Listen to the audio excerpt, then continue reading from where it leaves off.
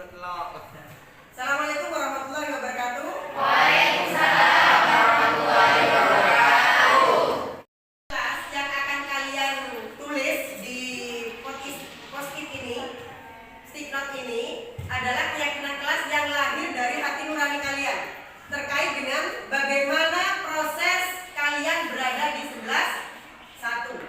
Aturan-aturan yang ingin kalian terapkan baik untuk pribadi kalian ataupun juga untuk orang lain komunitas di 11.1. Jadi Ibu harap nanti kalian tulis keyakinan kelas kalian bisa berupa aturan tidak boleh merokok atau tidak boleh membuang sampah sembarangan, harus konsentrasi di saat pembelajaran, tidak mengganggu teman atau bagaimana terserah kalian keyakinan yang akan kalian tulis di sini.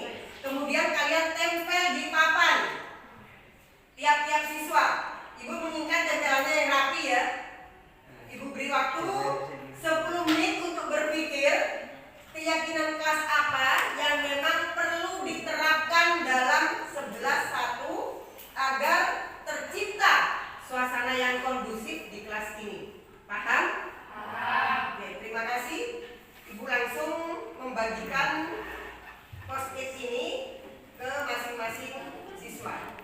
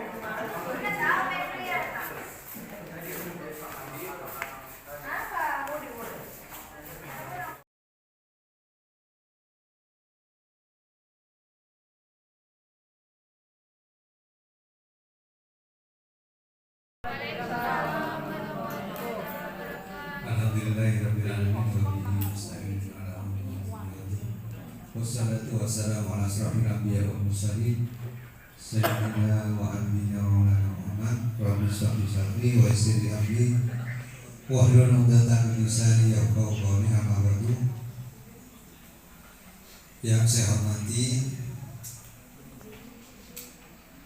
pengawas pembina SMK Negeri 1 Gamurang, yaitu Ibu DNA Dewi Istiwati SHMBD, para wakasek, Ibu Arsibaris, dan Bapak Ibu guru dan staf TU yang hadir pada kegiatan kerebanan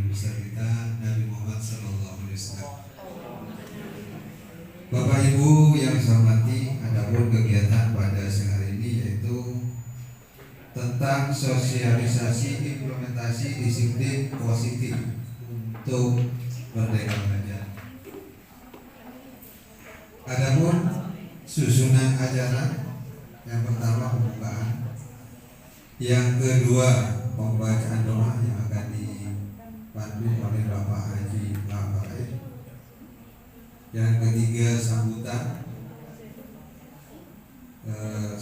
dari pengawas nanti, yang keempat pemaparan materi sosialisasi implementasi disiplin positif oleh Ibu Wakasih Kurikulum yaitu Lailatul Fitriah SPD. 5. Diseminasi budaya positif oleh Ibu Elvina Purnamawati SPD dan Bapak Rudi Santoso SPD. Yang keenam tanya jawab. Terakhir nomor 7 penutup. Bapak Ibu, marilah kita buka acara pada siang hari ini dengan pembacaan suratul Fatihah. Al-Fatihah.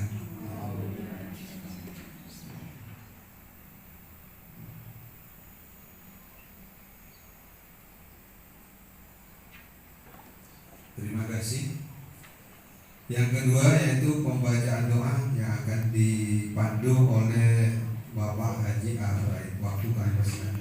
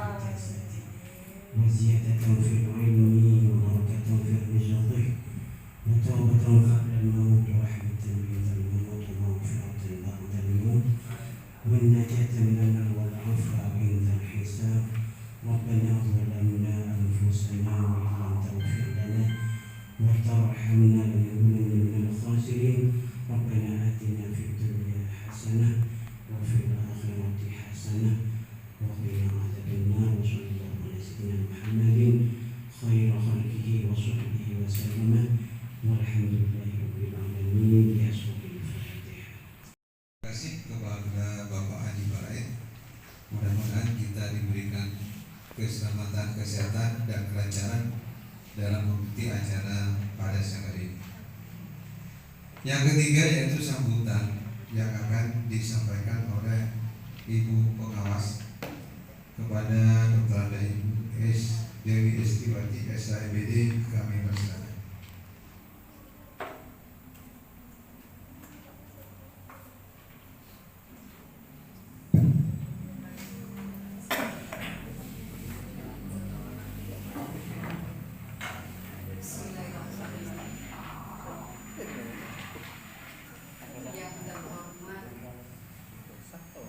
Wakil Kepala SMA Negeri 1 Gapura,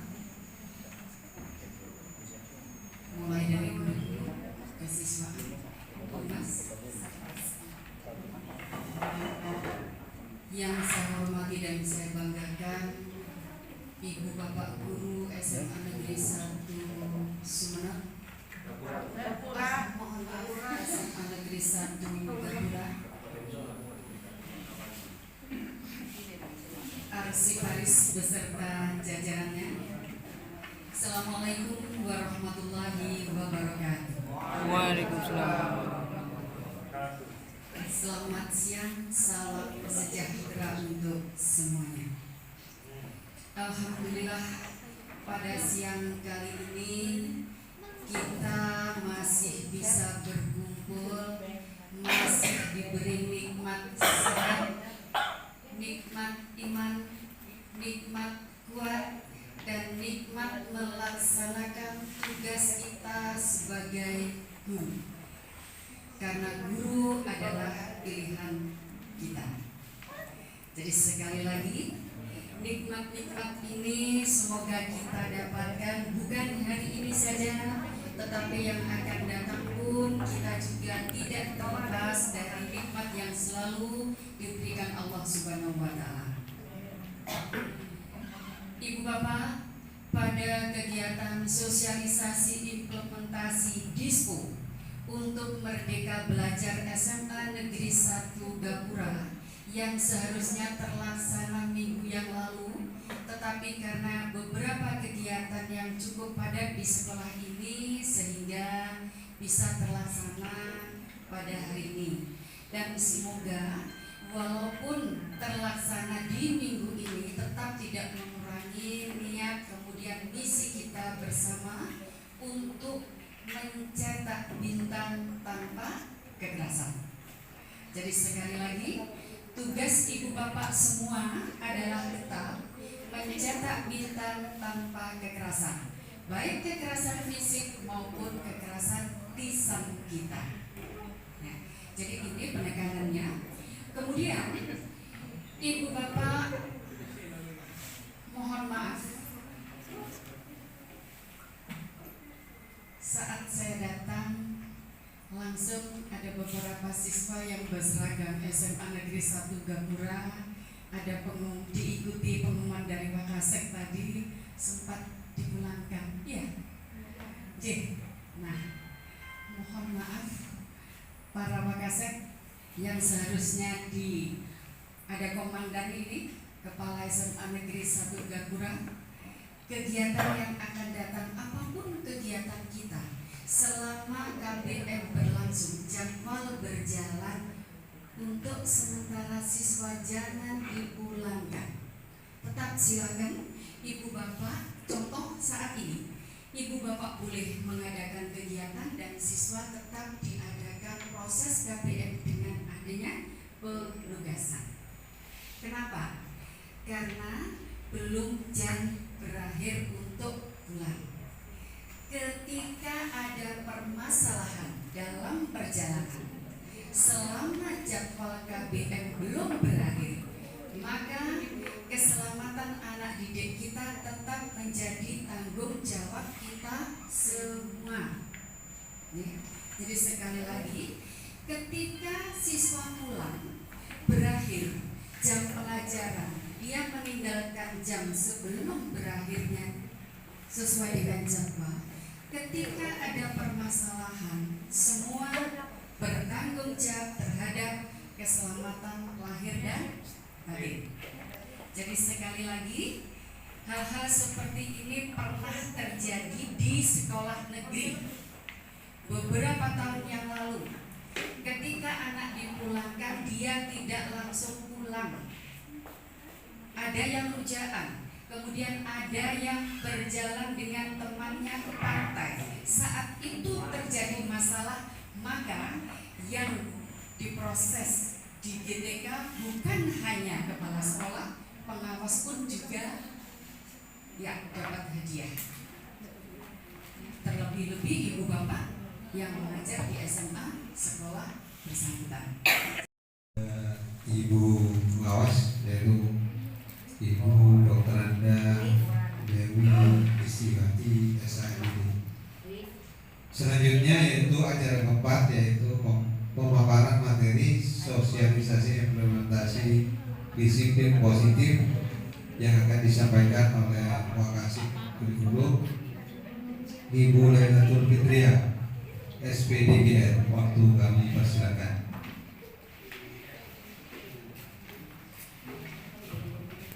Assalamualaikum warahmatullahi wabarakatuh. Waalaikumsalam warahmatullahi wabarakatuh.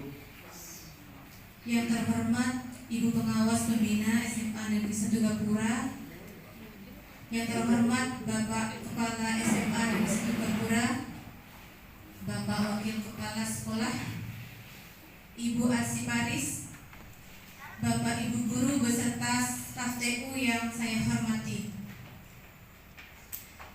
sini saya akan memaparkan apa yang saya dapatkan di Bogor. Mohon maaf, bukan Tangerang, Ibu.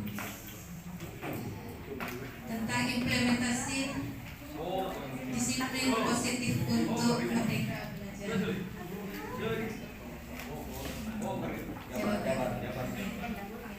Tujuannya di sini,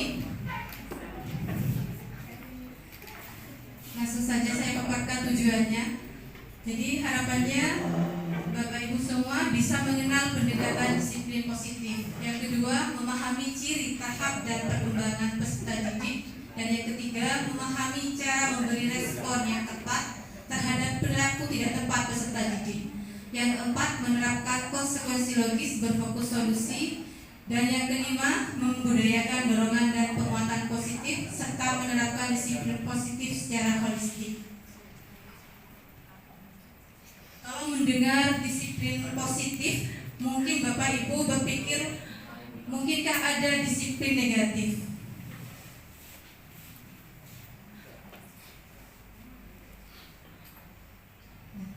Apa yang Bapak Ibu pikirkan ketika mendengar disiplin positif? Ada aturan. Ya, mungkin ada yang mau menanggapi apa itu disiplin positif telah dijabarkan oleh Ibu pengawas. Apakah menurut Bapak Ibu ada disiplin yang negatif? Ada. Ada. Seperti apa yang termasuk disiplin negatif? Disiplin negatif itu menyuruh disiplin tapi yang menyuruh tidak disiplin. Terima kasih Pak Sudi. Beri kado. Ya, saya lanjutkan. Beri kado. Kecenderungan respon guru, orang tua maupun orang dewasa di sekitar anak itu terkait dengan perilaku tidak tepat anak umumnya menghukum, membiarkan ada, bahkan menasihati. Tapi apakah itu termasuk disiplin positif? Negatif. Nah, menghukum anak itu merupakan bukan termasuk disiplin positif. Itu juga dengan membiarkan anak. Dan menasihati anak pun juga belum tepat dikatakan sebagai disiplin positif. Lalu apa disiplin positif itu? Nah, di sini ada contoh bentuk hukuman yang sering atau dijabarkan secara fisik, verbal maupun kombinasi antara fisik dan psikis. Jadi memukul, menampar, membentak, mengancam itu termasuk hukuman yang sering diberikan. Disiplin positif merupakan suatu pendekatan yang memampukan seseorang untuk memahami dan mengontrol perilaku atau tindakannya dengan kesadaran serta bertanggung jawab atas pilihan perilaku atau tindakan yang diambilnya sebagai wujud menghormati diri sendiri dan orang lain. Di sini ada perbedaan pendekatan disiplin positif dan pendekatan hukuman. Saya bacakan yang pendekatan positif. Pendekatan disiplin positif itu tidak mengandung kekerasan seperti yang sudah dijabarkan tadi oleh Ibu Dewi, baik itu secara fisik maupun verbal. Anak berperilaku positif karena dia sadar bahwa perilaku negatif memberikan dampak yang buruk bagi dirinya maupun orang lain. Kemudian anak termotivasi untuk datang ke sekolah, memanfaatkan kesalahan sebagai peluang untuk pembelajaran, dan bisa mendekatkan guru dengan siswa. Dan ini bersifat jangka panjang, bukan jangka pendek seperti halnya hukuman. Dan positif serta menghargai potensi anak, membangun logika dan bimbingan yang membangun. Itu pendekatan disiplin positif. Kemudian tujuan yang kedua, Bapak Ibu diharapkan memahami ciri, tahap, dan perkembangan peserta didik. Dengan mengenal peserta didik, diharapkan nanti bisa memberikan respon yang tepat dalam menangani perilaku anak. Di sini ada ciri perkembangan peserta didik di usia SMA, di mana usia SMA itu rata-rata mulai dari usia 15 tahun, mungkin ada yang sampai 21 tahun. Jadi untuk ciri perkembangannya di usia SMA itu usia pertengahan masa remaja, kemandirian, pengembangan seksual, dan kepedulian pada diri sendiri itu meningkat. Joget lato-lato. Terima kasih sebelumnya Salam hormat saya kepada Ibu Pengawas, Ibu Dewi Istiwati, dan Bapak Kepala SMA Negeri 1 Gapura, Bapak Haji Budi Hartono MSI, Wakasek, para arsiparis dan rekan-rekan semua yang telah mendukung terlaksananya implementasi disiplin positif untuk Merdeka Belajar SMA Negeri 1 Gapura.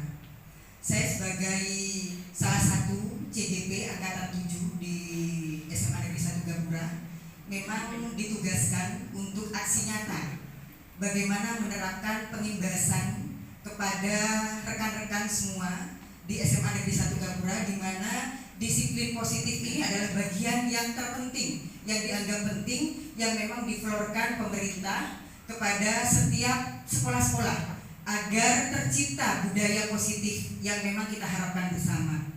Itu awal cikal bakal kenapa disiplin positif ini memang harus selalu kita kedepankan dan kita pahami bersama.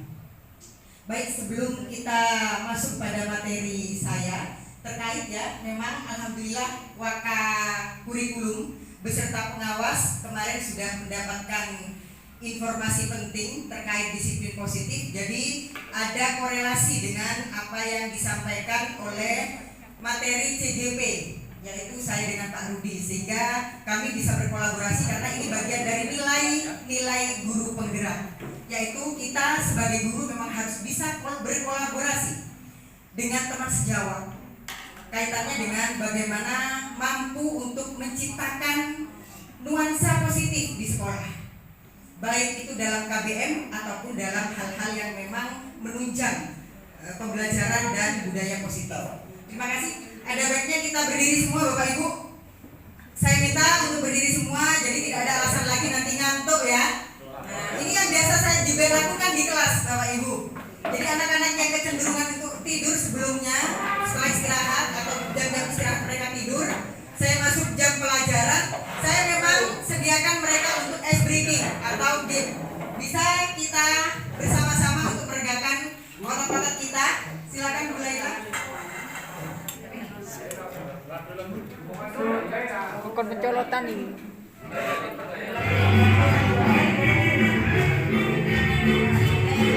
Mari ikuti Bapak Ibu.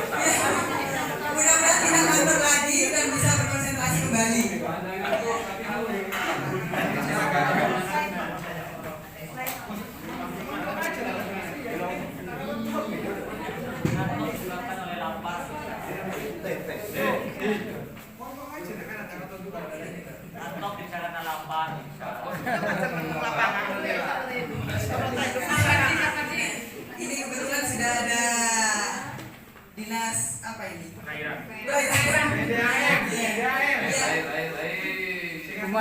Pemadam. Biarkan dinas perairan lewat dulu. Ya, Pemadam lagi-lagi ya Bapak Ibu ya, karena memang waktunya kita memang harus efektifkan. Ini adalah pengibasan budaya positif yang dimana dalam calon guru penggerak merupakan modul 1.4. Kami seperti yang disampaikan Bu Laila 2 hari untuk mendapatkan materi disiplin positif, kami 2 minggu hanya untuk budaya positif dan akan dikemas seefektif mungkin menjadi 20 sampai 30 menit ke depan.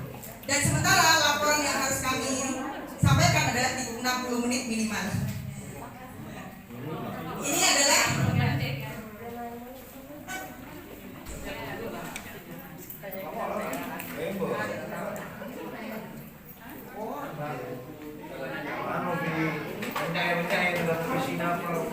kolaborasi.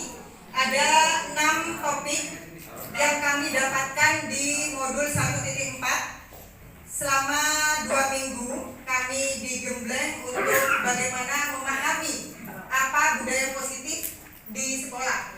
Diawali dengan disiplin positif dan nilai-nilai kebajikan universal, teori motivasi, hukuman dan penghargaan restitusi, keyakinan kelas, kebutuhan dasar manusia dan dunia berkualitas, yang 5 restitusi atau 5 posisi kontrol, dan yang terakhir restitusi atau segitiga restitusi. Jadi 3 materi yang di atas itu adalah bagian saya, 3 materi yang terakhir itu adalah nanti akan disampaikan oleh Bapak Rudi Hartono.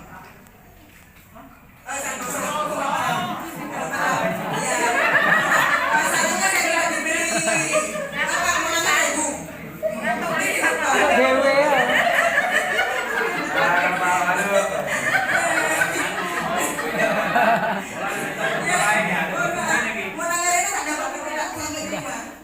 Salah satu ice breaking. Kita diskusikan teman-teman bahwa tentang 3 hal berikut. Apakah kita setuju dengan pernyataan ini bahwa hukuman dapat mendisiplinkan anak? Ini sudah sedikit digambarkan oleh Bu Laila ya terkait disiplin positif. Tadi disampaikan juga bahwa ada disiplin positif, ternyata ada disiplin negatif. Anggapan kita semula, persepsi kita semula bahwa tidak ada disiplin negatif. Yang namanya disiplin itu muaranya semua ke positif. Tidak mungkin disiplin itu muaranya ke negatif. Ternyata pada perilaku kita yang prosesnya itulah yang negatif. Kenapa harus ada juga disiplin negatif versus disiplin positif? Ternyata disiplin positif, bagaimana cara seorang guru memperlakukan siswa, menangani siswa, memproses siswa sampai mendapatkan apa yang kita harapkan bersama. Itu adalah disiplin positif. Jadi memang harus ada rambu-rambunya. Ada step by step-nya. Berbeda dengan disiplin negatif yang sering saya lakukan, tidak mengarah pada jenengan semua ya. Saya seringkali memberi hukuman atau bahkan menegur siswa, atau bahkan bisa jadi, wah kamu nak kenapa harus seperti ini?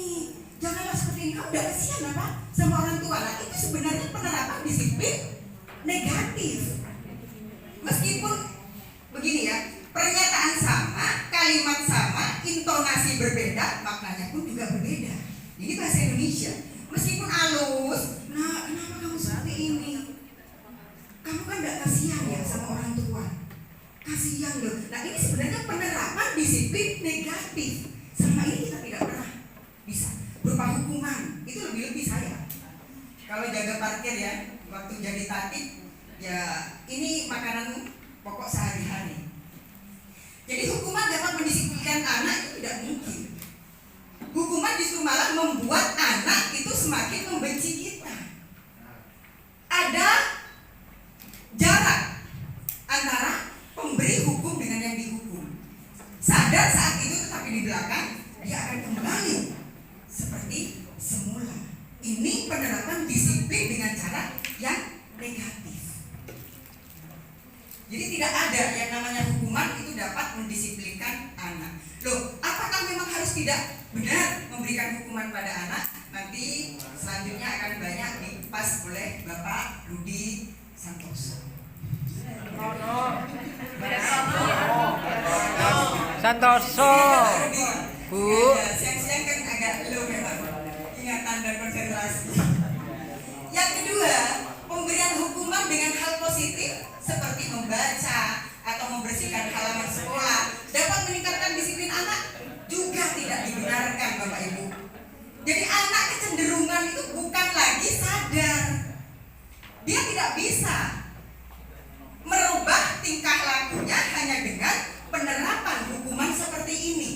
suruh membersihkan lapangan atau keliling lapangan yang sering saya lakukan ya, atau diminta untuk meresum, itu ternyata tidak dibenarkan juga.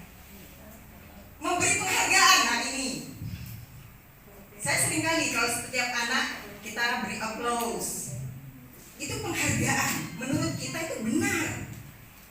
Tapi coba kita kulik setelah ini ada apa? Apakah hal tersebut itu pure murni 100% gagal, tidak boleh, atau ada sisi lain yang memang harus kita kedepankan? Lanjut, mohon maaf.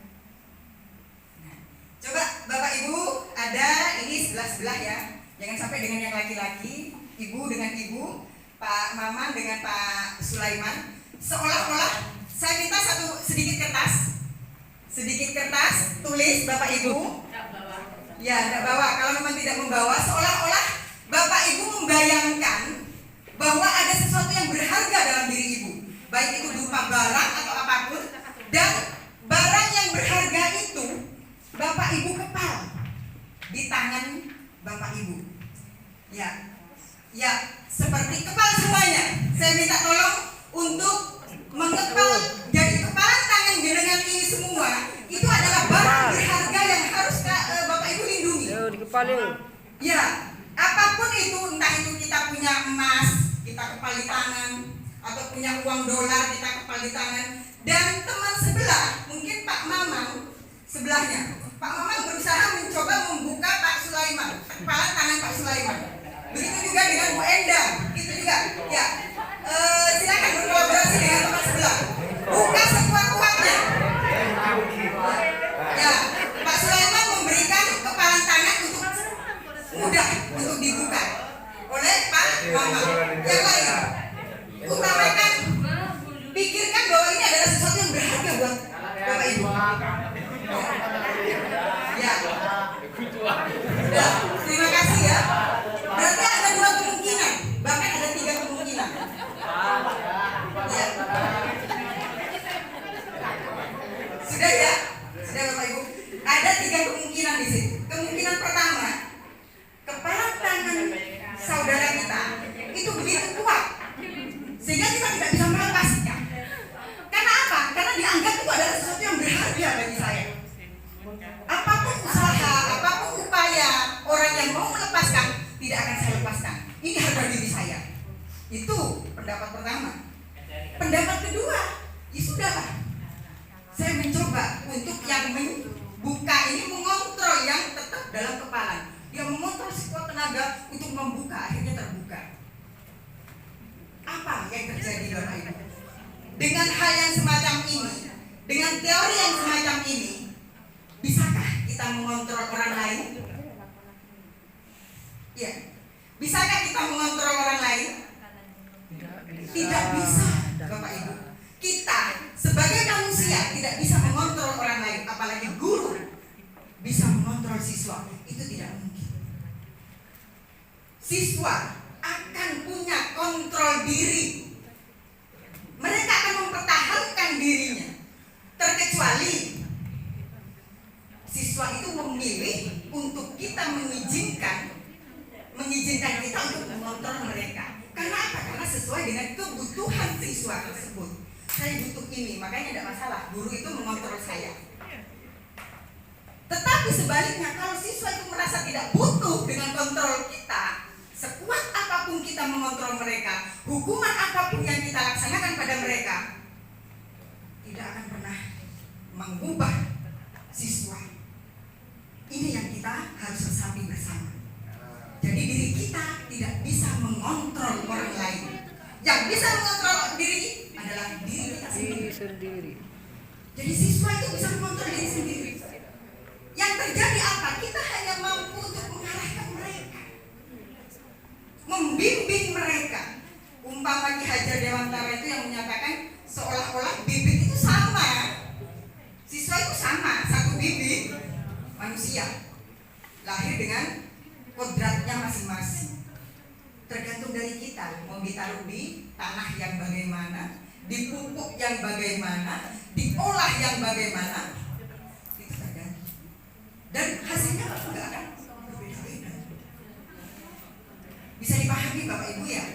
Bisa. Ini yang tadi. Jadi memang yang terjadi seperti itu. Ada yang dengan sukarela.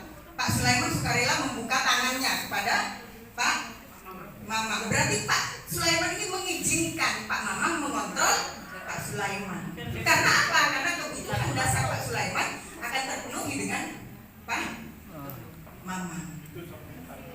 Bisa dipahami Bapak Ibu ya? Mungkin Saling berpegangan tangan. ya. Ini perubahan paradigma teori kontrol. Jadi ilusi kontrol. Ada ilusi yang bahwa guru itu mampu mengontrol murid, seperti yang sudah saya sampaikan. Jadi tidak bisa. Guru itu tidak bisa mengontrol murid. Murid punya kontrol diri masing-masing, terkecuali murid mengizinkan kita mengontrol mereka. Karena sesuai dengan kebutuhan dasar mereka. Ilusi bahwa kritik dan membuat orang merasa besar dapat menguatkan karakter. Ini juga salah. Ini ilusi-ilusi yang salah. Anggapan-anggapan kita yang selama ini salah. Jadi memang kritik membuat orang itu merasa bersalah. Kamu kenapa seperti itu, nak? Jangan seperti ini. Sebaiknya menganggap bahwa orang itu merasa bersalah dan anggapan kita dengan kritik seperti itu orang akan berubah. Anggapan kita demikian. Padahal efeknya ada banyak di belakang setelah kita mengkritik. Ilusi bahwa semua penguatan positif efektif dan bermanfaat. Penguatan positif. Anggapan kita yang namanya positif itu adalah sesuatu yang selalu kita kedepankan. Padahal ada hal-hal, ada rambu-rambu yang memang harus kita laksanakan di situ. Yang terakhir, ilusi bahwa orang dewasa memiliki hak untuk memaksa. Nah ini, tidak ada yang murid itu usianya lebih tinggi dari kita, tidak ada, lebih tua dari kita, tidak ada. Kita menganggap adalah orang yang sudah punya bargaining power yang luar biasa sehingga mampu memaksa murid, mampu nuding murid, mampu menghukum murid, baik fisik maupun verbal. Fisik bagi guru perempuan tidak mungkin, mukul tidak mungkin, ya laki-laki juga tidak mungkin. Sekarang kan sudah ada undang-undangnya. Tapi verbal sering saya. Verbal sering. Wah, ya saya namanya guru bahasa Indonesia. Wah, bagus nak. Pantesan kamu lama tidak masuk. Kamu karena kewajiban memakai helm di sekolah, rambutmu dipotong seperti helm. Nah, itu verbal. Secara tidak langsung menghukum siswa. Pembulian. Betul.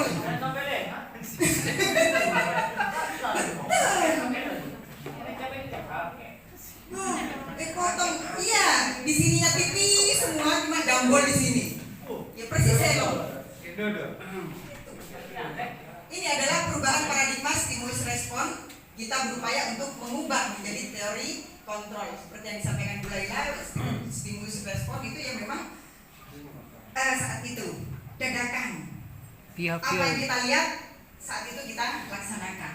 Kita mencoba mengubah orang agar berpandangan sama dengan kita, tidak mungkin. Katanya Bu Ari, impossible. Tidak bisa kita mengontrol orang untuk sama dengan kita. Beda prinsip sedikit saja sudah menjadi regangnya antar teman. Itu sudah tidak bisa. Jadi bisa diberi garis bawah. Tidak bisa kita mengontrol orang lain untuk sama dengan kita, meskipun ide kita itu brilian. Itu anggapan kita kan, brilian. Belum tentu orang lain beranggapan brilian. Tidak sama. Modul pun boleh. Kita merdeka sesuai dengan lingkungan sekolah kita masing-masing. Menyamakan karakter tidak bisa. Tapi teori kontrol ini kita berusaha memahami pandangan yang lain tentang dunia, tentang global, tentang sesuatu yang memang bisa kita terima dari segala arah. Perilaku buruk dilihat sebagai suatu kesalahan. Nah ini seperti yang disampaikan, mengutip apa yang dikatakan Bu Laila juga, anak terlambat. Kita dalami dulu kenapa mereka terlambat. Jangan pasti, ya saya juga sering sebelum tahu teorinya. Nah, mohon maaf, bisa minta tolong ibu? Iya bu, dia terlambat. Ada 2 anak terlambat. Iya bu, bisa bu, minta tolong nak tutupkan pintu dari luar. Dia tidak sadar, namanya si Lo ya, masih loading. Minta tolong tutupkan pintu dari luar. Ya sudah, dia nutup pintu dari luar, berarti kan dia tidak dibolehkan masuk. Setelah ada di luar, loh, nggak pakai luar.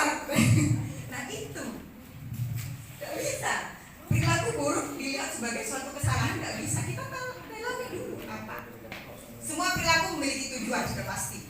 Mereka itu tujuannya apa? Oh, cari muka sama guru, nggak masalah. Kita dalami. Orang lain bisa mengontrol saya, itu stimulus respon. Tapi kalau teori kontrol hanya Anda, hanya kita yang bisa mengontrol diri kita. Pemaksaan ada pada saat bujukan gagal.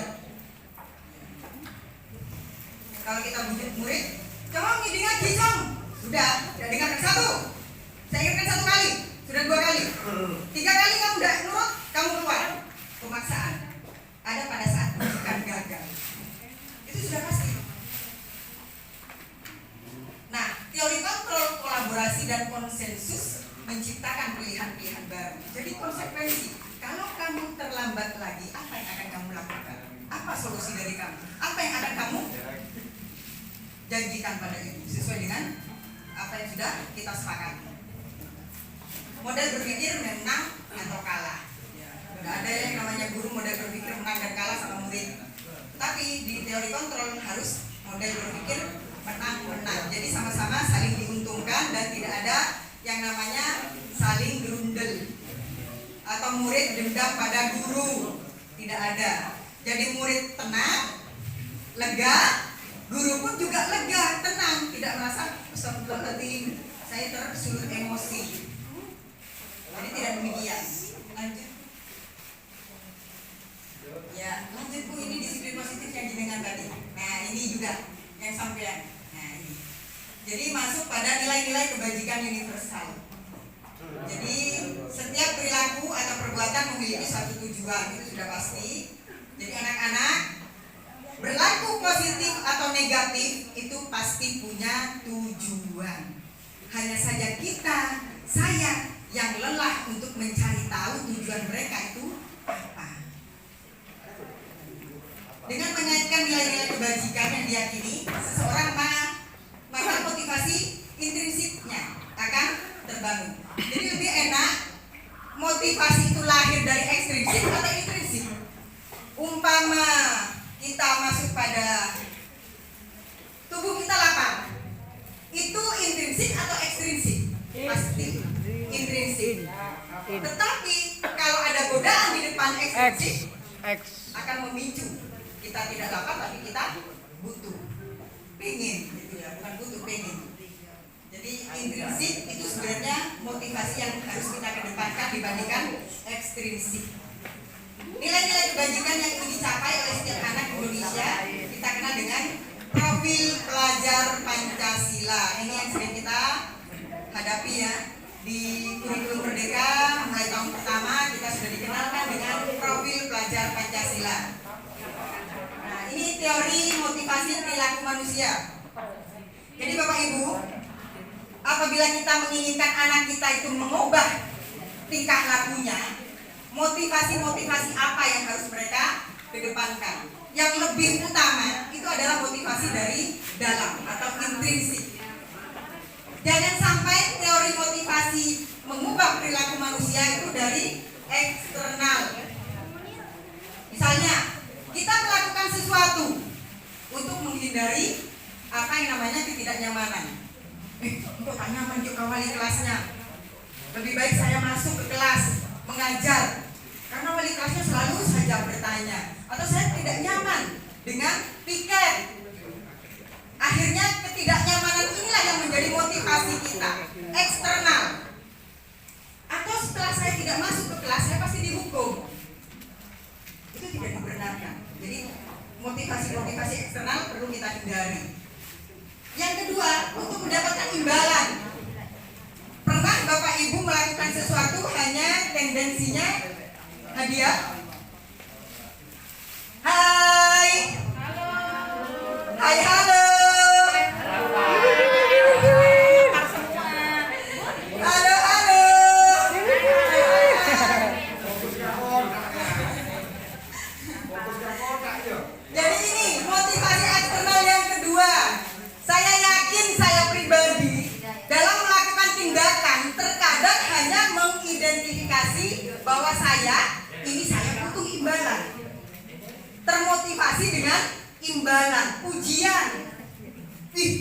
dinilai rajin, bagus, atau apa, itu terkadang namanya manusia tidak lepas dari hilaf. Terkadang seperti itu motivasi eksternal. Saya diiming-imingi hadiah oleh Bu Beni misalnya. Diiming-imingi hadiah apa, pulsa gratis, ya. Atau termotivasi juga dengan orang lain. Ini orang lain dan institusi. Hal ini yang disalahkan. Bukan disalahkan ya, kurang tepat. Jadi motivasi eksternal itu juga kurang tepat. Yang harus kita kedepankan adalah motivasi yang lahir dari kesadaran kita Sendiri. Apa internal. Begitu juga dengan anak-anak kita nantinya.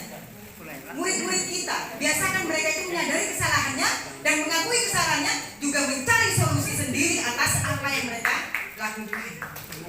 Ya, itulah konsekuensi.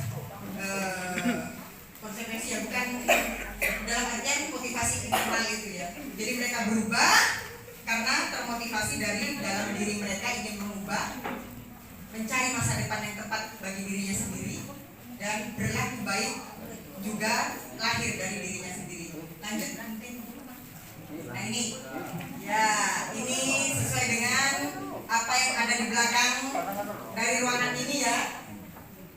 Betul, ini diapresiasi dari orang-orang yang memang masih belum pernah masuk ruangan ini, melihat Ki Hajar Dewantara, entah itu inisiatif siapa, terpampang di situ. Apresiasi beliau-beliaunya, termasuk juga dari pengajar praktek. Wah, luar biasa ini Bu, bagus. Siapa yang punya ide seperti ini? Yang jelas bukan saya Pak, saya katakan seperti itu. Ini ada di belakang. Ya. Ini masuk ke apa itu restitusi. Nanti kita kupas bersama dengan narasumber berikutnya. Lanjut mungkin juga. Ya. Ini lanjut Bu. Nah ini, jadi ini adalah lingkaran yang harus prosesnya kita ketahui. Yang pertama, kita memang harus pengaturan kelas kita rubah. Jangan sampai ada stereotip atau anggapan atau analisa murid bahwa kita dipaksa untuk selalu taat pada aturan. Padahal yang buat aturan bukan saya. Kenapa saya dipaksa? Kenapa saya harus mengikuti aturan yang tidak diminta persetujuannya kepada saya? Ini yang berlaku di sekolah pada umumnya. Baik itu di sekolah ataupun di kelas. Benar atau tidak? Benar. Mereka tidak diminta untuk selalu berembuk. Nah, peraturan kelas ini kita rubah menjadi keyakinan kelas. Kita kolaborasi dengan siswa, meminta pada mereka apa yang mereka inginkan. Dengan harapan kita memang harus memberikan ilustrasi-ilustrasi ya, ilustrasi-ilustrasi pemahaman-pemahaman yang nanti menggiring mereka bahwa mereka butuh dengan keyakinan kelas ini. Itu yang diharapkan. Nah, sehingga dengan keyakinan kelas ini akan tercipta lingkungan yang positif. Di kelas positif, kalau ada anak salah, saya tidak menyalahkan mereka, tapi kembalikan pada mereka yang telah membuat aturannya sendiri, keyakinan mereka sendiri. Akhirnya apa? Mereka merasa tidak nyaman kan? Buat sendiri keyakinan kelas, mereka langgar sendiri, berarti kan ada secara psikologis mereka untuk bertanggung jawab terhadap apa yang mereka buat. Dibandingkan saya yang membuat aturan. Saya tidak mau, sampai enggak bilang-bilang kalau membuat aturan seperti itu. Nah, itu yang terjadi.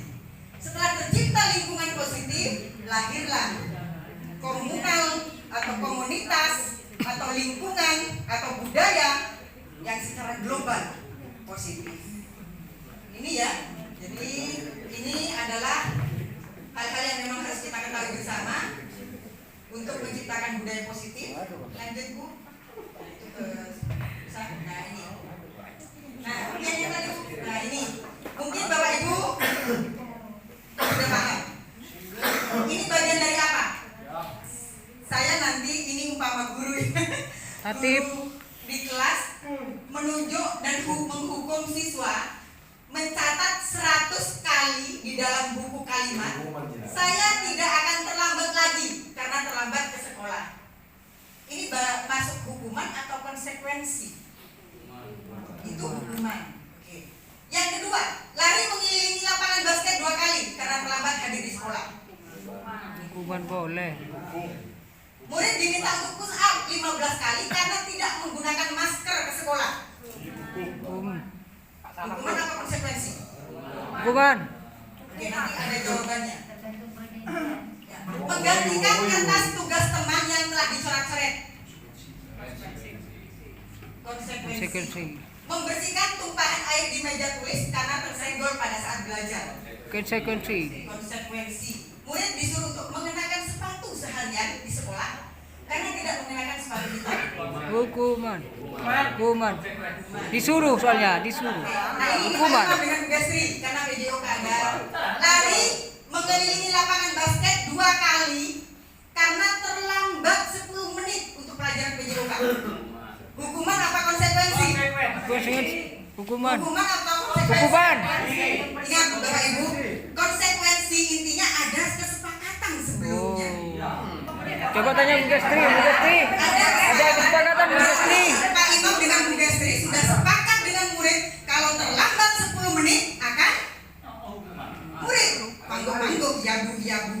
Nah, kalau sudah terlaksana mereka melanggar, itu namanya konsekuensi. Jadi tidak ada yang namanya mereka protes lagi. Iya. Sama seperti kemarin ya terkait dengan ketetapan kewajiban pakai helm, banyak yang komentar. Kalau seperti ini Bu, seperti ini. Nah, saya katakan kenapa saat launching, saat diberitakan seperti itu, diinformasikan seperti itu, gak ada yang protes. Padahal sudah dibuka ruang. Ayo siapa yang tidak sepakat, yang keberatan, kalian kenapa diem? Nah itu adalah bentuk konsekuensi sebenarnya kalaupun mereka diminta untuk mengisi link. Kita kok bulan, itu salahmu. Jadi monggo lanjut Bu. Nah ini ya betul. Hukuman. Jadi Betul kan konsekuensi? konsekuensi. Itu adalah konsekuensi. Membersihkan tumpahan konsekuensi, murid hukuman, dan yang terakhir adalah konsekuensi. 100. Ya, terima kasih.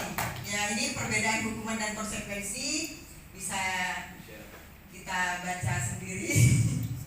Ya, sesuatu yang meyakinkan harus terjadi. Nah, itu mungkin ya, Bapak Ibu, ini identitas gagal. Jadi hukuman itu akan mengubah siswa menjadi siswa yang gagal sebenarnya. Identitas siswa yang gagal. Sementara identitas sukses itu raih dengan cara mendisiplinkan konsekuensi dan cara restitusi. Bagaimana cara penerapannya? Kita lanjut pada pemateri berikutnya, yaitu Bapak Rudi Santoso.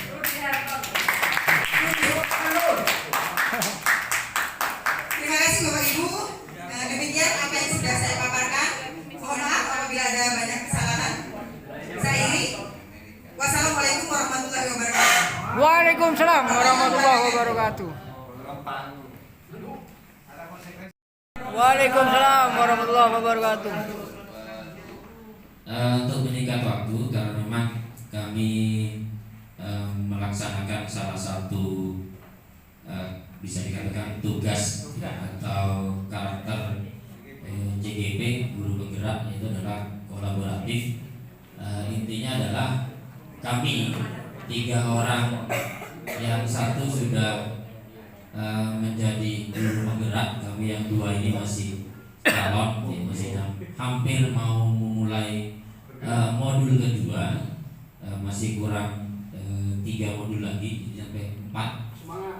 Insya Allah kegiatan-kegiatan seperti ini akan kedepannya akan sering dilakukan, karena apa yang kami dapatkan dalam program pendidikan guru penggerak itu benar-benar banyak merubah mindset. Jadi apa yang kami lakukan hari ini adalah mencoba untuk sharing mindset. Seperti yang dikatakan tadi bahwa seseorang itu tidak bisa mengontrol dan merubah seseorang, atau merubah atau mengontrol orang lain. Kenapa? Karena kita punya bergaining sendiri, kita punya prinsip sendiri, sehingga ketika ada orang lain yang mengizinkan kita untuk mengontrol dirinya, maka kita wajib untuk menghormati. Jangan kemudian kita memanfaatkan izin itu untuk memanipulasi izin itu sendiri. Contoh misalnya seperti tadi dikatakan bahwa dalam teori kontrol itu ada beberapa hal kita selalu dihadapkan kepada ilusi bahwa kita bisa merubah murid, kita bisa mengontrol siswa misalnya. Itu sebenarnya adalah seperti penampakan air dalam sebuah fata morgana, di mana kita serasa mengontrol mereka, tapi kondisi yang sebenarnya adalah mereka mengizinkan guru mengontrol dirinya. Salah satu contoh kecil saja. Kalau guru menyuruh anak-anak untuk membeli sesuatu, mereka tanpa pikir dua kali karena itu gurunya dan mereka mengizinkan dirinya, maka mereka akan patuh kepada guru tersebut. Ya, ibu bapak pemateri, sepiku mencerahkan dan menambah pengetahuan kepada saya pribadi dan kita semua. Ini hanya sharing saja berdasarkan pengalaman. Mungkin materi-materi teori tadi dan beberapa materi hampir sama, yaitu merubah mindset untuk mendisiplinkan anak, yaitu misalnya bertambah disiplin positif, bahwa disiplin ada dua, ada positif ada negatif, di mana cara-cara lama itu dianggap disiplin negatif, sedangkan materi-materi tadi itu masuk kepada disiplin positif. Tapi begini, sebenarnya saya pribadi mungkin tidak 100% atau seluruhnya sudah mulai mempraktekkan cara-cara membina anak, mendisiplinkan anak dengan apa yang dipaparkan oleh materi tadi. Tapi ketika saya merenung kembali, yang penting kan hasilnya. Cara itu saya lakukan, tapi hasilnya nol. Anak berbeda dengan yang saya harapkan. Misalkan kita diskusi, anak kembali melakukan itu, yang mungkin perlu waktu. Tapi juga saya berpikir akhirnya, mungkin cara ini tidak sepenuhnya benar, karena berdasarkan pengalaman dan kita kenyataan, saya pribadi bahkan umur sudah 40 tahun, berarti sudah melewati banyak juga. Ketika saya sekolah dulu, mulai dari mengaji, sekolah dasar, SMP sampai SMA, hal-hal yang dipaparkan di depan yang dimaksud dengan disiplin negatif, membentak, menghukum, itu saya alami. Mungkin yang lebih senior juga mengalami. Tetapi itu bisa merubah saya. Kan pada mulanya kan karakter. Saya dipaksa untuk bangun pagi untuk ngaji. Selain dipaksa ngaji, juga suruh ngambil air. Nah, hukuman. Kita salah yoko, ya kan? Tapi itu membekas. Dan saya tidak dendam, seperti yang dipaparkan tadi. Terutama kepada guru ngaji saya, guru SD saya, guru SMP saya. Kalau guru SMA saya dendam. Ada dendam, jujur. Saya pikir-pikir, mengapa itu berbeda? Padahal caranya tidak tidak elok lah, apalagi dikaitkan dengan materi tadi, semuanya salah. Saya berpikir apa?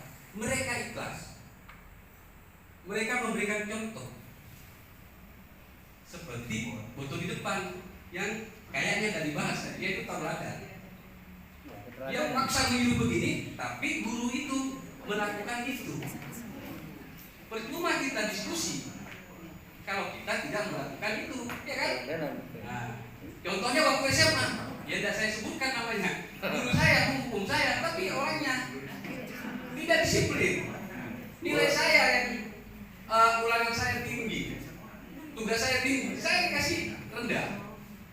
Akhirnya apa? Timbul dendam. Ya saya jujur, saya dendam kepada guru yang bersangkutan. Siapa itu? Sedangkan guru saya yang menghukum saya waktu SMP matematika, namanya Pak Putarong dari Surabaya, salah mengerjakan lewat tulis. Maka mengerjakan. Terus sekarang kan diapresiasi siswa mengerjakan. Walaupun salah, itu termasuk bagus. Tetapi saya salah mencekat penggaris ke tangan saya, Pak. Penggarisnya kayu.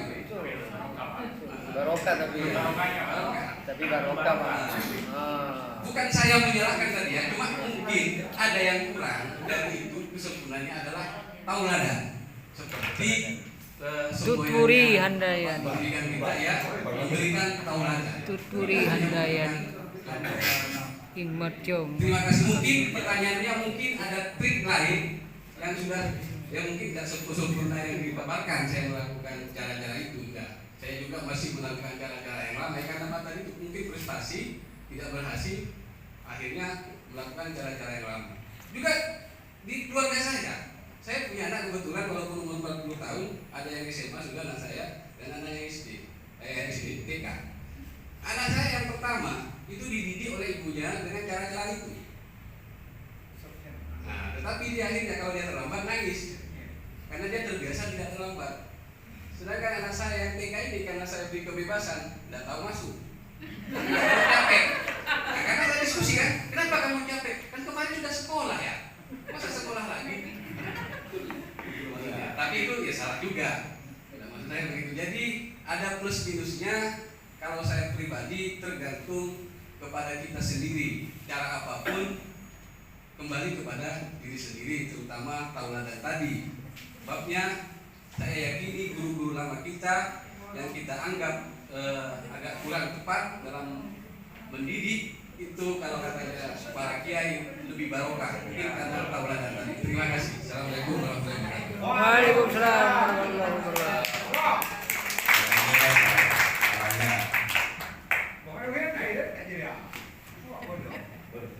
Dengan niat katanya.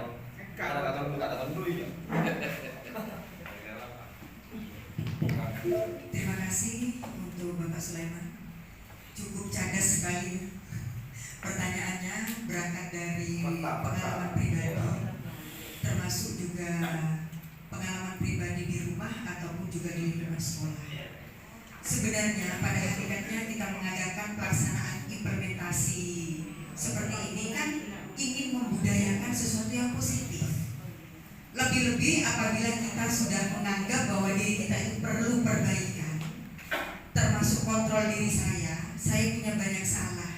Saya menyatakan harus menuntut disiplin pada anak, sementara saya tidak pernah berdisiplin. Itu kan jauh panggang dari api.